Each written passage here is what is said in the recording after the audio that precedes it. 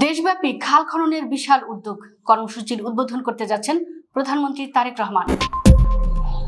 শহীদ রাষ্ট্রপতি জিয়াউর রহমানের ঐতিহাসিক ও যুগান্তকারী খাল খনন কর্মসূচির স্মৃতিকে নতুন করে ফিরিয়ে আনতে খাল পুনঃখনন কর্মসূচি হাতে নিয়েছে বর্তমান সরকার।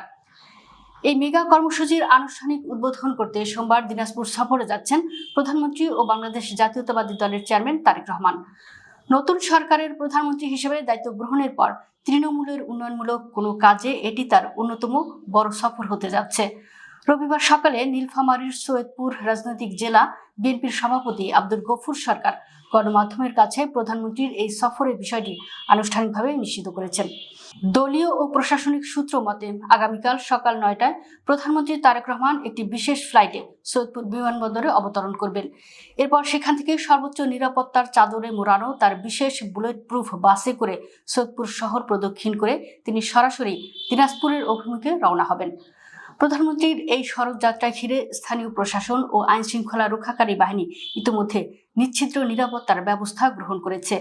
প্রধানমন্ত্রীর এই সফরের মূল কেন্দ্রবিন্দু হল দিনাজপুরের কাহারোল উপজেলা। সেখানে বলরামপুর সাহাপাড়া নামক স্থানে ১২ কিলোমিটার দীর্ঘ একটি খাল পুনঃখনন কাজের ভিত্তিপ্রস্তর স্থাপনের মাধ্যমে তিনি দেশব্যাপী এই মেগা কর্মসূচির শুভ সূচনা করবেন।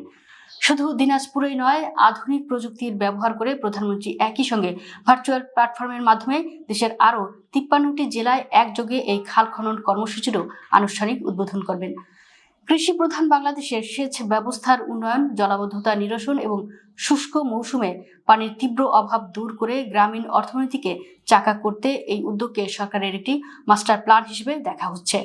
রাষ্ট্রীয় ও দলীয় এই বিশাল উন্নয়ন কর্মসূচির পাশাপাশি প্রধানমন্ত্রীর এই সফরে থাকছে একটি আবেগঘন ব্যক্তিগত অনুষঙ্গ।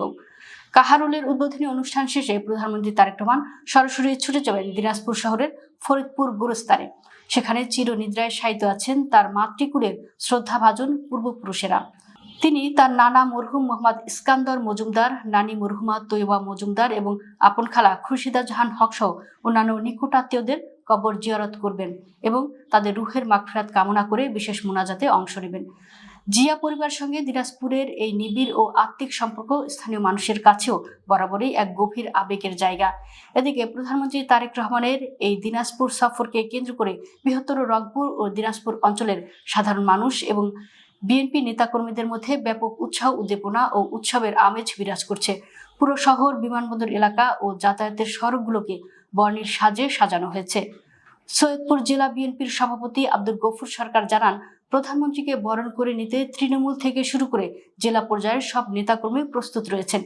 ইতোমধ্যে সমাবেশ স্থল, যাতায়াতের পথ এবং সার্বিক ব্যবস্থাপনার সব ধরনের প্রস্তুতি শতভাগ সম্পন্ন করা হয়েছে।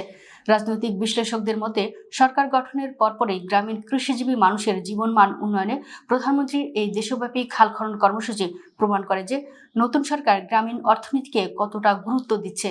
আগামীকালের এই উদ্বোধনী অনুষ্ঠান তাই সমগ্র দেশের কৃষিভিত্তিক অর্থনীতির জন্য একটি নতুন মাইলফলক হতে যাচ্ছে।